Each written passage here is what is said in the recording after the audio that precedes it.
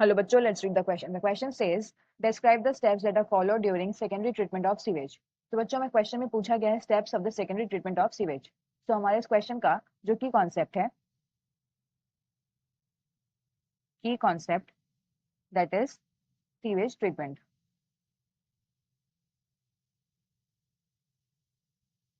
तो sewage treatment क्या है बच्चों? It is the treatment of the municipal waste water. तो म्युनिसिपल वेस्ट वाटर का treatment which is treated by the heterotrophic microbes. Treated by heterotrophic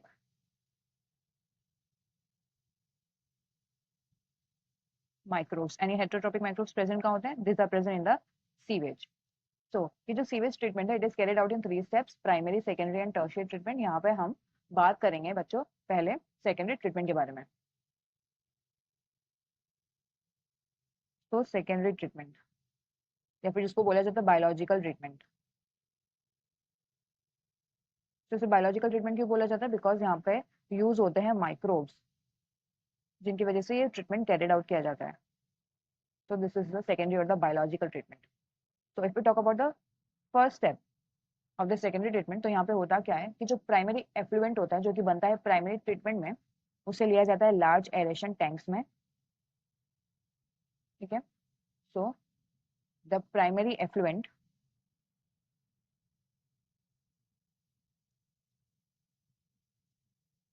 it is taken in the large aeration tanks और उसको constantly agitate किया जाता है. उसे constantly जो है मिक्स किया जाता है. तो एजिटेट किया जाता है उसे कॉन्स्टेंटली, सो दैट यहाँ पे विगरस ग्रोथ हो माइक्रो ऑर्गेनिजम्स की. जो यूजफुल एरोबिक माइक्रोब्स प्रेजेंट होते हैं यहाँ पे, जो यूजफुल एरोबिक माइक्रोब्स होते हैं, aerobic microbes, they grow into flocs. वो फ्लॉक्स में ग्रो करते हैं. सो फ्लॉक्स क्या है? Flocs is nothing but it is the bacterial biomass. ये क्या है? ये बैक्टीरियल मास है जो कि एसोसिएटेड रहता है फंगल फिलामेंट्स के साथ, एंड ये मिलकर बनाता है एक mesh like network. So these are the flocs. Now second step में क्या होता है बच्चों? सेकेंड स्टेप में ये जो माइक्रोब्स प्रेजेंट होते हैं जब ये ग्रो कर रहे होते हैं, तो ये कंज्यूम करते हैं majority of the organic matter जो कि एफ्लुएंट में प्रेजेंट होता है. तो ये क्या करते हैं? Microbes while growing consume major part of the organic matter present in the effluent.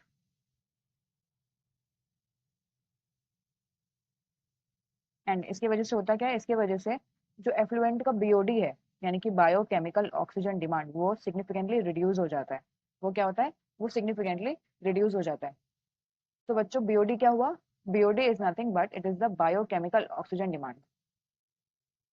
Biochemical oxygen demand. तो बायोकेमिकल ऑक्सीजन डिमांड मतलब amount of oxygen which is required or that will be consumed if all the organic matter in 1 liter of the water were oxidized by the bacteria. So basically ये जो biochemical oxygen demand है बच्चों, ये क्या है? It is a measure of the organic matter, measure of organic matter जो कि present होता है वाटर में.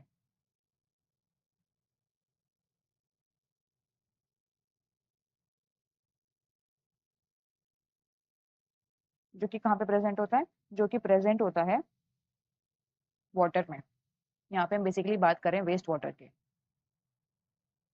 तो इसका मतलब ये कि जितना ज्यादा बायोकेमिकल ऑक्सीजन डिमांड होगा, यानी कि जितना ज्यादा बीओडी होगा बच्चों, उतना ही ज्यादा क्या होगा? उतना ही ज्यादा ऑर्गेनिक मैटर प्रेजेंट होगा. कहाँ पे? वेस्ट वाटर में.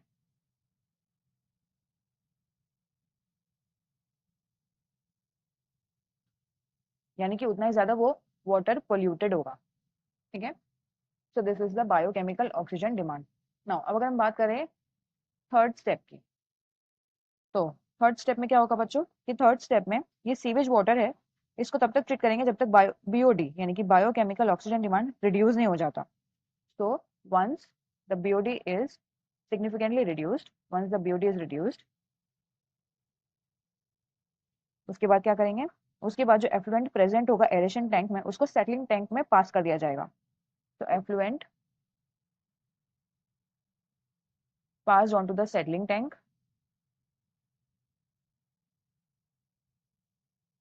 जहाँ पे जो फ्लॉक्स है बच्चों, जो बैक्टीरियल फ्लॉक्स है, they are allowed to sediment. तो बैक्टीरियल फ्लॉक्स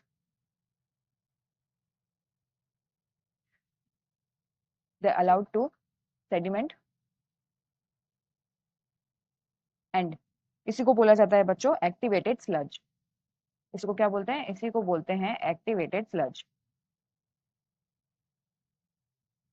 सो एक्टिवेटेड स्लज क्या है, activated sludge is basically the sediment of the bacterial flocs. Now इसके बाद क्या होता है, so the fourth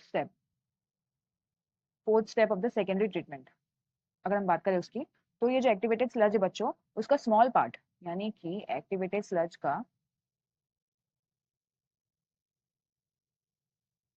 small part लिया जाता है एंड इस स्मॉल पार्ट को ट्रांसफर कर दिया जाता है back into the large aeration tanks. so it is pumped into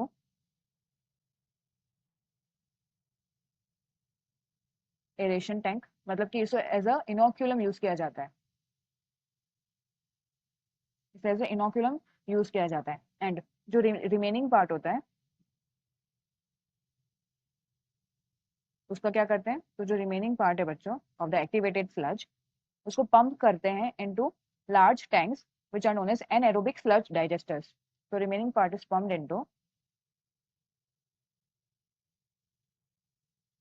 anaerobic sludge digesters.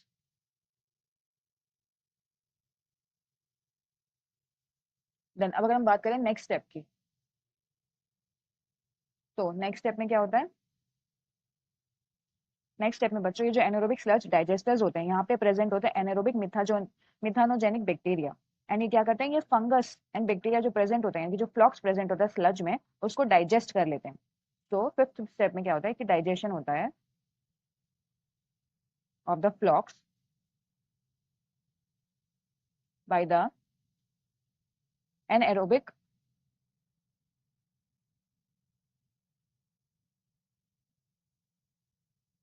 मिथानोजेनिक anaerobic methanogenic bacteria.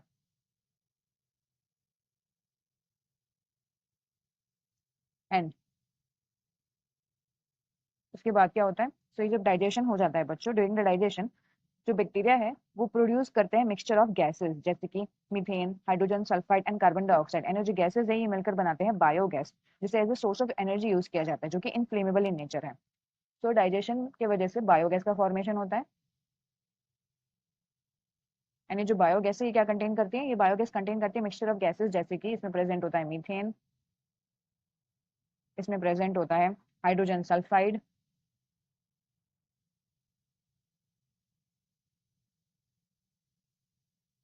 and it also contains carbon dioxide.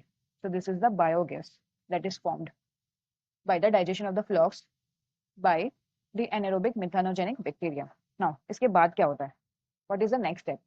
तो नेक्स्ट स्टेप में बच्चों जो एफ्लुएंट है, ये जो सेटलिंग टैंक में एफ्लुएंट प्रेजेंट होता है, इसको जनरली रिलीज किया जाता है into the natural water bodies, जैसे कि reverse and streams. So this is the final step. तो बेसिकली जो एफ्लुएंट है ये कहाँ पे प्रेजेंट है, ये प्रेजेंट है सेटलिंग टैंक में। इसे सेटलिंग टैंक से जनरली रिलीज किया जाता है, so it is release into the water bodies.